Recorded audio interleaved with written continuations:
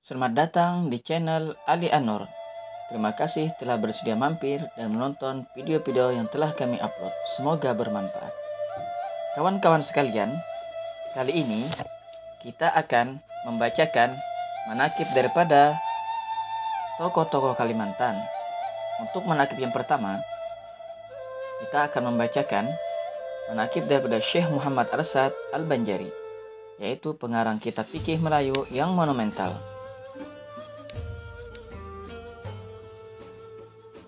Sekira tahun 1700 sampai 1734 Masehi, yaitu pada masa kekuasaan Sultan Hamidullah atau Sultan Tahmidullah bin Sultan Tahlilullah Amirullah Bagus Kusuma, tinggallah seorang pemuda yang saleh di kampung Lok Gabang dekat Martapura bernama Abdullah bin Abu Bakar bin Abdul Rashid Abdul Haris.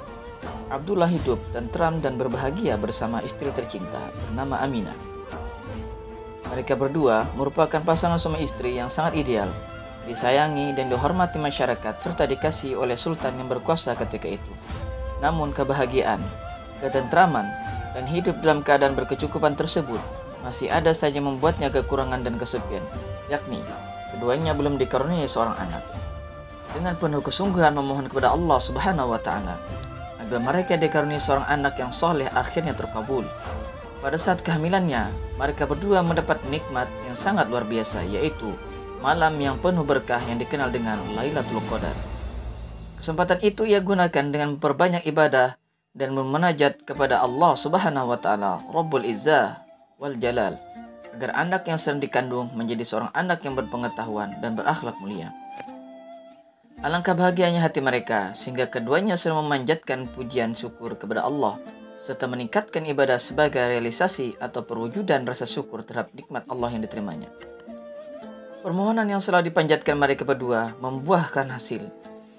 Pada malam Kamis jam 3 dini hari tanggal 15 Safar 1227 Hijriah atau bertepatan dengan 19 Maret 1710 Masehi, lahirlah seorang putra yang sangat dirindukan. Bayi yang sangat tampan dan mungil. Keduanya memberi nama dengan Muhammad Ja'far, yang setelah remaja diganti dengan nama Muhammad Arsyad. Keduanya memberikan pendidikan yang baik. Pertama yang diberikan kepadanya pelajaran membaca dan menulis Al-Quran. Dikarenakan kecerdasan yang dimilikinya, maka ketika usianya menginjak 7 tahun, sang sultan tertarik untuk mengasuh dan memberikan pendidikan ilmu agama di dalam istana. Kawan-kawan manakib sekalian, dengan izin kedua orang tuanya, sang sultan membawa ke istana untuk digembleng agar menjadi orang yang berpengetahuan. Setelah menginjak usia dewasa, sekitar umur 30 tahun, ia dikawinkan oleh sultan dengan seorang warga istana yang dikenal sebagai perempuan yang taat dan beragama yang bernama Bajud. Pada saat istrinya sedang mengandung tua, tibalah masa janji Sultan Tahilullah untuk memberangkatkannya ke tanah suci Mekah guna menunaikan ibadah haji serta ditugaskan pula untuk menuntut ilmu dengan biaya kesultanan yang tentunya diharapkan kemudian hari ilmu yang sudah diperoleh itu dapat disebarkan dalam wilayah kerajaan Banjar. Muhammad Arsyad bermukim di kota Mekah dan tinggal di sebuah rumah di kampung Syamiyah yang terkenal dengan nama Barkat Banjar yang sampai sekarang masih ada. Setibanya di kota Mekah, ia mengaji dengan tekun di Masjid Haram. Dalam berbagai bidang, ilmu kepada guru-guru atau syekh dan ulama-ulama yang ternama pada zamannya. Di antara guru-gurunya yang terkenal adalah yaitu Syekh Athaillah bin Ahmad Al-Misri Al-Azhari di kota Mekah. Kemudian yang kedua Syekhul Islam Ismamul Haramain, Syekh Muhammad bin Sulaiman Al-Kurdi di kota Mekah. Adapun gurunya yang khusus di bidang ilmu tasawuf adalah Syekh Muhammad bin Abdullah bin Karim As-Saman Al-Madani Al-Qadiri Al-Hasani di kota Madinatul Rasul. Menurut sebagian riwayat, di antara gurunya yang lain adalah Syekh Ahmad bin Abdul Mun'im Adamanhuri, Syekh Abil Faqih Muhammad Mutada bin Muhammad Az-Zabidi, kemudian Syekh Hasan bin Ahmad Akishi Al-Yamani, serta guru-guru yang lainnya. Kemudian, guru-guru yang banyak memberikan sanad antara lain adalah Syekh Said Abil Faid Muhammad Murtada bin Muhammad Az-Zabidi. Kemudian Syekh Said Sulaiman bin Sulaiman Al-Afdal. Kemudian Syekh Salim bin Abdullah Al-Basri Al-Makki. Kemudian Syekh Hasan bin Ahmad Akishi Al-Yamani. Selama berada di kota Mekah, ia mempunyai beberapa orang sahabat, 4 orang putra Indonesia yang berasal dari 4 pulau besar di Indonesia, Kalimantan, Sumatera, Sulawesi, dan Jawa, dan 1 orang yang berasal dari Patani, Thailand. Kesemuanya adalah pecinta ilmu dan amal, sehingga setiap pertemuan mereka adalah merupakan majelis ilmu dan amal, baik sama-sama dalam belajar maupun ketika bermuzakarah dalam berbagai bidang ilmu dan sebagainya. Di antara orang yang saling bersahabat itu adalah yang pertama, Syekh Abdul Samad Al-Palimbani dari Palembang, Pulau Sumatera. Yang kedua, sahabat beliau adalah Syekh Abdul Rahman Nasri dari Banten, Pulau Jawa. Yang ketiga adalah Syekh Abdul Wahab Sadengreng Bunga Wardiyah Bugis dari Pulau Sulawesi. Kemudian yang keempat, sahabat beliau adalah Syekh Muhammad Arsad Al-Banjari dari Martapura Banjar, Pulau Kalimantan. Kemudian yang kelima ada Syekh Daud bin Abdullah Al-Patani, Thailand. Karena kecerdasan dan kecakapannya dalam menyelesaikan berbagai masalah, ditambah pula sifat-sifat terpuji yang dimilikinya sejak kecil, maka ia mendapat kepercayaan dari guru-gurunya yang mengajarnya untuk memberikan pelajaran di Masjidil Haram. Maka termasuklah ia salah seorang Jawi yang mengajar di Masjidil Haram dengan sebutan seorang syekh. Setelah kurang lebih 30 tahun menuntut ilmu di tanah suci Makkah dan 5 tahun di kota Madinah, tibalah saatnya kembali ke tanah air untuk mengembangkan ilmu pengetahuan yang ia dapat dari guru-gurunya yang mengajar di tanah suci. Kawan-kawan manakib sekalian, kedatangannya pada bulan Ramadan 1186 Hijrah atau berdepatan dengan bulan Desember 1772 Masehi disambut masyarakat dan keluarga dengan penuh gembira. Sejak saat itu, ia mulai mengintensifkan dakwah pembinaan kader ulama melalui perkampungan khusus desa dalam pagar Martapura. Di samping aktif mengajar dan mendidik anak cucu serta murid atau santri yang datang dari berbagai daerah, ia juga berdakwah di segenap lapisan masyarakat. Suaranya menggema di segenap pelosok, membahana memecah angkasa sebagai pengukuh terhadap suara-suara masyarakat, juga sebagai pengukuh terhadap suara-suara juru dakwah yang ia kirim ke berbagai tempat di daerah. Keberhasilan dakwah Syekh Muhammad Arsad adalah disebabkan kemampuannya dalam meletakkan strategi dakwah dengan jalan menyatu dengan kelompok objek dakwah, meningkatkan kaderisasi dan regenerasi, turut berperan dalam mewujudkan kesejahteraan masyarakat serta mengikut sertakan pengaruh kekuasaan kerajaan.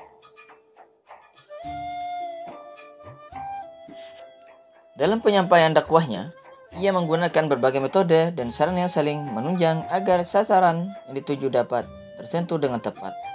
Dengan metode bilhal atau lisanul hal, hasilnya sangat mewarnai jiwa anak didik dan dapat merubah pola pikir dan perbuatannya ke arah kebajikan. Dan amal ibadah mereka dalam waktu yang relatif singkat. Dengan dakwah bilisan, ia memang sudah memulainya sejak kedatangannya Martapura. Di sisi lain, ia juga sebagai penasihat di kalangan istana, maka termasuklah Sultan Tahmidullah II menjadi salah seorang muridnya. Dengan dakwah bil kitabah, ia juga melakukan penyusunan kitab-kitab yang mencakup semua ajaran Islam dalam bahasa Melayu, agar misi dakwahnya dapat diterima di segenap penjuru serta merupakan pegangan di kalangan rakyat.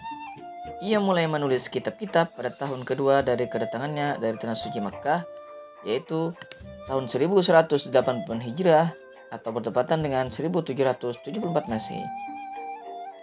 Di antara karya tulisnya yang terkenal adalah Kitab Usuluddin berkaitan dengan keimanan dan ketauhidan. Yang kedua, Kitab Luqatul Ajlan berisikan tentang sifat-sifat pembawaan keperempuanan yang mengenai haid, nifas, dan istihadah. Yang ketiga, Kitab Faraid. Yang keempat, Kitab Tubatur Rogibin. Yang kelima, Kitab Al-Qawlul Muhtasar fi Alamatil Mahdil Muntasar. Yang keenam, Kitab Ilmu Falak. Yang ketujuh, Kitabun Nikah. Yang Kitab Kanzul Ma'rifah. Yang kesembilan, Fatwa Sulaiman Al-Kurdi. Yang kesepuluh, Kitab Sabidal Muhtadin, yang merupakan karya terbesar Syekh Muhammad Arsad. Kemasyhuran kitab ini sampai ke Malaysia, Thailand, Kamboja, dan Brunei, bahkan menjadi khazanah kepustakaan bagi perpustakaan-perpustakaan besar di Makkah, Mesir, Turki, dan Beirut.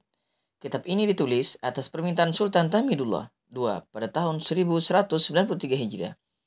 Ditulis dalam bahasa Melayu dan selesai pada hari Ahad 27 Rabiul Akhir 1195 Hijriah. Kitab ini pertama kali dicetak pada tahun 1300 Hijriah di kota Makkah dan dicetak lagi di Istanbul, Turki tahun 1300 Hijriah. Lalu dicetak kembali di Mesir pada tahun 1307 Hijriah. Kitab selanjutnya itu Mushaf Al-Quran Karim. Warshi di tepinya yang terdiri dari 3 jilid yang masing-masing terdiri dari 19 juz yang mewujudkan tingginya budaya seni yang dimilikinya. Dan masih banyak lagi karya tulisnya, misalnya di bidang ilmu tauhid yang berjudul Majmu' dan lain-lain. Dengan penuh semangat dan gairah, ia berjuang tanpa pamrih. Tak pernah berhenti, tak pernah berasa sukar dan sulit. Halangan dan rintangan tidak menjadi kendala baginya. Rawe-rawe, rantas malang-malang, putung. Demikian tampaknya tekad Syekh Muhammad Arsyad yang telah dapat merambah rimba raya kegelapan jiwa para umat. Kemudian ketika dalam keadaan sakit, ia memanggil semua anak cucu dan bernasihatlah ia kepada mereka untuk tabah menghadapi segala sesuatu dan supaya terus melanjutkan kiprahnya dalam mengemban misi dakwah dan memantapkan hidup beragama. Akhirnya, berwasiatlah ia kepada anak cucu, apabila tiba masanya ia menghadap Sang Khalik, memenuhi panggilannya, maka jika musim kemarau, makamkanlah jasadnya di karang tengah, dekat istri dan menantu yang mendahulinya. Namun apabila musim hujan atau banjir, maka makamkanlah di kelampaian, tempat perkebunannya di dekat musallanya. Maka, setelah kurang lebih 58 tahun belajar dan kurang lebih 40 tahun mengajar dengan tidak mengenal lelah dan pamrih, banyak ulama yang berhasil dicetaknya, yang tersebar di mana-mana. Akhirnya, pada malam Selasa antara Maghrib dan Isya, tanggal 6 Syawal 1227 Hijriah, atau bertepatan dengan 1812 Masehi, 13 Oktober, ia menghembuskan napas terakhirnya untuk menghadap Sang Penciptanya. Ia kemudian dimakamkan di desa Kelampaian. Di setiap bulan Ramadan, ia selalu bertemu malam penuh berkah, yaitu Lailatul Qadar. Kesempatan ini ia gunakan untuk berdoa agar diberikan ilmu yang bermanfaat bagi dirinya sendiri dan anak cucu sampai 7 turunan, bahkan sampai turun-temurun. Doa tersebut ternyata dikabulkan Allah. Terlihat sungguh banyak sekali zuriatnya yang menjadi alim.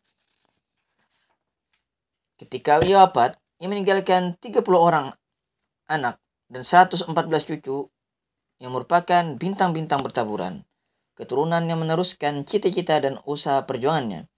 Di antara murid Syekh Muhammad Arsyad ketika ia masih berada di kota Mekah adalah, yaitu di antaranya Syekh Muhammad Saleh bin Murid Ar-Rawa, penyusun kitab Fathul Mubin. Yang kedua, Haji Abdul Ghani, penyebar Islam di Pontianak, Kalimantan Barat. Muridnya yang lain adalah Sultan Tamidullah II bin Sultan Tamjidullah yang mendapatkan pendidikan khusus darinya. Syekh Muhammad Arsyad Al-Banjari mempunyai 4 orang saudara, di antaranya adalah Abidin, Haji Zainal Abidin, Diang Panangah, dan Nurmain. Dengan keadilan dan kebijakannya terhadap istri-istri, maka ia sanggup mempunyai istri sampai 4 orang dalam keadaan rukun. Apabila meninggal salah seorang dari mereka, ia pun kawin lagi, sehingga menjadilah istrinya berjumlah 11 orang. Dari 11 orang istri tersebut, yang tercatat di antaranya adalah: yang pertama, Puan Bajut. Yang kedua, Puan Biduri. Yang ketiga, Puan Lipur. Yang keempat, Puan Guat atau Huat Nio. Yang kelima, Puan Turia. Yang keenam, Puan Ratu Aminah. Yang ketujuh, Puan Palung. Yang kedelapan, Puan Gandar Manik. Yang kesembilan, Puan Markida. Yang kesepuluh, Puan Liu. Yang kesebelas, Puan Tuadai. Di antara putra-putrinya adalah: yang pertama Syarifah, yang kedua Aisyah, yang ketiga Haji Abu Suud, yang keempat Sa'idah, yang kelima Haji Abu Naim, yang keenam Khalifah Haji Syahabuddin, yang ketujuh Aisyah, yang kedelapan Khalifah Haji Hasanuddin, yang kesembilan Khalifah Haji Zainuddin, yang kesepuluh Raihanah, yang kesebelas Hafsah, yang ke-12 Mufti Haji Jamaluddin, yang ke-13 Nur Ain, yang ke-14 Amah, yang ke-15 Cie, yang ke-16 Mufti Haji Ahmad, yang ke-17 Sofia, yang ke-18 Sofura, yang ke-19 Maimun, yang ke-20 Salihah, yang ke-21 Muhammad, yang ke-22 Maryam, ke-23 Salman, ke-24 Salma, ke-25 Salimah. Dari keturunan atau zuriat beliau inilah terlahir para ulama yang sangat terkenal keilmuannya, baik di daerah asalnya Kalimantan sampai ke daerah-daerah lainnya di Indonesia, bahkan sampai ke negara-negara Islam lainnya. Kawan-kawan manakib, demikianlah pembacaan manakib daripada Syekh Muhammad Arsyad Al-Banjari atau yang kita kenal dengan Datu Kelampaian. Semoga bermanfaat dan bisa kita ambil pelajaran, mendapat keberkahan dalam kehidupan kita. Sampai jumpa di manakib selanjutnya.